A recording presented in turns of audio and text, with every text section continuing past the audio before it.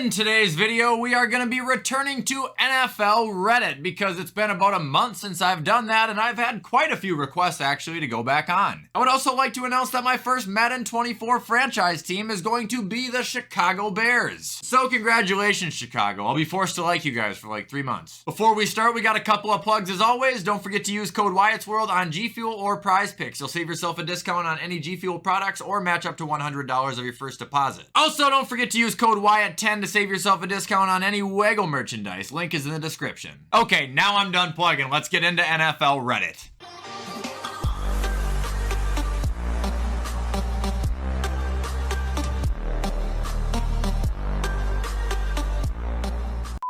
Alright, so here we are on NFL Reddit, and the first post we will be reacting to is about the NFL 100. It says here, the only quarterbacks ranked ahead of Kirk Cousins for the NFL Top 100 last year were Justin Herbert, Josh Allen, Jalen Hurts, Joe Burrow, and Patrick Mahomes. Essentially meaning Kirk Cousins was the number 6 quarterback coming off of last year. Is that a fair ranking? Look, I know to 95% of you guys it's not going to be a fair ranking, but I try and pound into your head constantly how underrated this guy is and how overhated he is. Look down here, they shined light on it. The Vikings wildly overachieved last season, and a huge part of that was to Kirk in the passing offense. Last year, the Vikings had the 31st ranked defense by yards allowed, the 30th ranked defense by points allowed, and the 27th ranked rushing offense. Yet they won 13 games in the NFC North. That essentially means Kirk and JJ were doing everything. Look, I'm absolutely not saying Kirk is the number 6 quarterback in the league because on a talent scale that's not true, but coming off of last year on how he did, I think 6 is a perfectly fine number.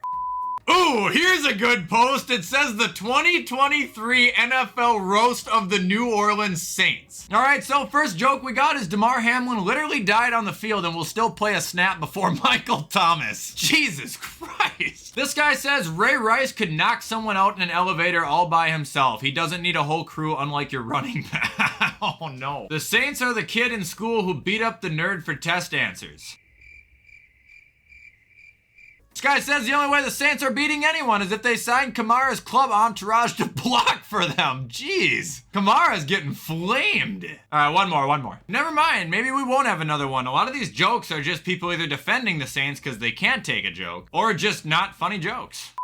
Whoa, holy shit. This post says, how many of you have found one of the NFL controllers, got lucky and found one brand new? It looks like an Xbox original? Crazy, dude. I haven't seen one of those in years. I do remember seeing the Vikings ones in stores at Target, if I'm not mistaken at least. We never had one, but like I said, I remember like literally seeing them on shelves. Like that's fucking crazy. Here's a picture that says, where's my T-Law Truthers at? And it's corresponding to his playoff performance against the Chargers. Says, led one of the greatest comebacks in postseason history, looking fine. And then on the bottom it says, led one of the worst first halves in postseason history, and Homer's skin is all being pinched back and hidden to hide the ugliness. That is a game that is so funny to talk about because if that second half would have never happened, everybody, probably including my own view on Trevor Lawrence, would be entirely different right now. It would have been nothing other than a guy who can perform in the regular season but shits his pants in the playoffs. He had grit, man. That was a crazy performance, and I'll give him credit for it forever. Yeah, it was ugly, but it finished the best way possible. This one says Jalen Carter and Jordan Addison drive into the Week 2 Vikings-Eagles game, and it's the fucking Fast and Furious. This is a post about the Vikings-Colts game where the Vikings had the biggest comeback in NFL history. It just says this really happened with the skull emoji. I said it then, I'll say it now, man. I know I say some crazy shit, but that game was rigged for viewership. There was no other sports on that day besides the NFL, and it was 3 games, and this was the first of all 3. So you're telling me when everybody in America, if they wanted to watch sports, it happened to be this game, the first of the 3, and it was the biggest comeback in NFL history on a fucking Saturday? Absolutely not. They wanted people to watch the other 2 games so the viewership and revenue could be maximized. I am convinced. Did you guys see this? The NFL is going to have a Nickelodeon Super Bowl now. Imagine them doing this to someone during the Super Bowl. No way. This one says the Cowboys are going to win it all this year. Starter pack.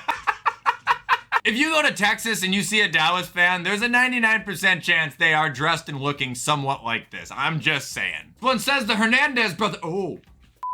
This one says, great to see Zeke get that contract for the Patriots. That's Vince Wilfork. Guy weighs like 400 pounds, dude. That's just mean. This one says, I miss the NFL so badly that I would watch the Texans play the Cardinals with these two announcing right now. That's pretty bad. I actually don't think Joe Buck's all that bad. He's kind of an asshat, but maybe Aikman and Collinsworth would be the worst duo ever. This one says, when your head coach puts you on the same diet, Zeke catching another stray out of nowhere. I'll never forget Cheeseburger Eddie, man. Tied game, 30 seconds left. Forrest wants to go home. Bobby thinks Forrest was talking bad about his mom. Could Bobby stop Forrest? Look, man, I've seen The Waterboy one too many times. Nobody's getting past Bobby Boucher. My mama says, alligators are ornery because they got all them big teeth and no toothbrush to brush them. These are some killer jerseys. Ray Lewis, Aaron Hernandez, and OJ. God.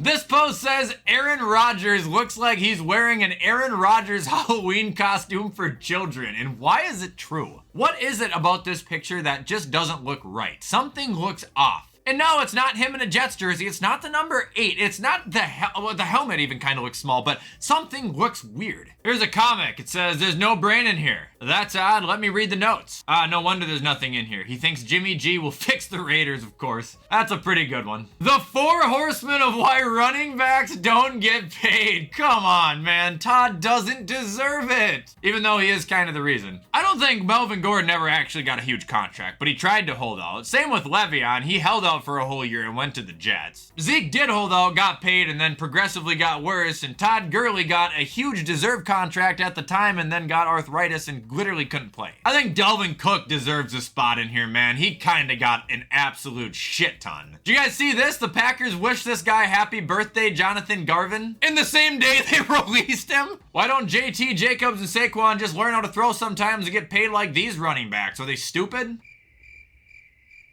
This post was really fucking stupid, I'll tell you that. Throwback to Jets fans throwing a party after the Bills picked Josh Allen. Not only did they draft him, they gave up 2 second-round picks to draft him, and Rosen was on the board with a ton of laughing emojis. This is a dream scenario. Holy shit, the Jets picked a good prospect. The Bills picked a jugs machine whose settings are broken. I'm so happy. This is a fireable offense by Buffalo's GM. Josh Allen in the top 10. A pick so bad even the Bills fans realize it. And then probably the best one here. Y'all are gonna look dumb if Allen ends up being good. Imagine if Darnold busts. Sheesh. No one as bad as Allen has ever turned out to be good. I bet you this is 5 deleted accounts right now.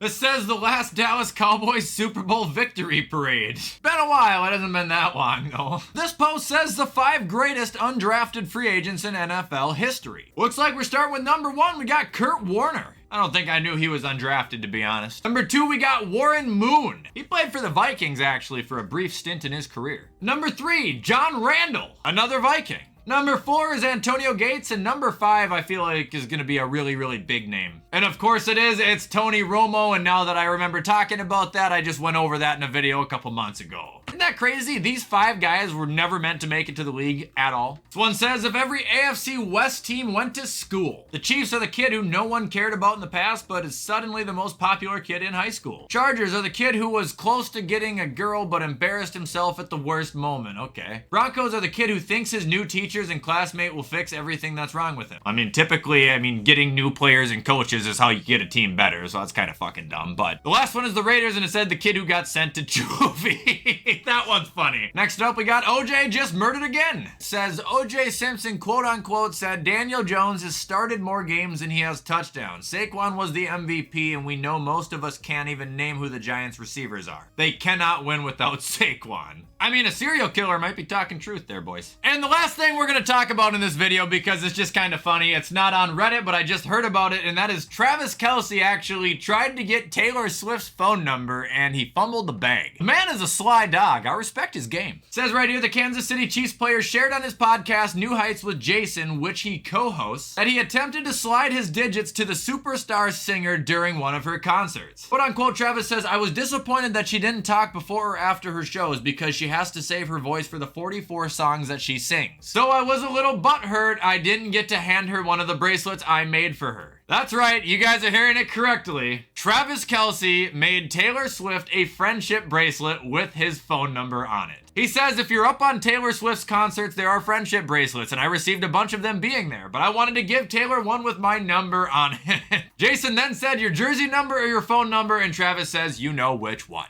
Hey, that was a solid attempt there, Trav. I'm sorry it didn't work out for you. Anyway, guys, that is where I'm going to end it for this Reddit video. I hope you guys had fun with it. I hope you're still enjoying my content. The off-season is this close to being done with. Hang in there. However, show support in any way you can. I'm going to get this edited so you guys can watch it on time. Enjoy the rest of your Thursday, and as always, I will see you in the next video.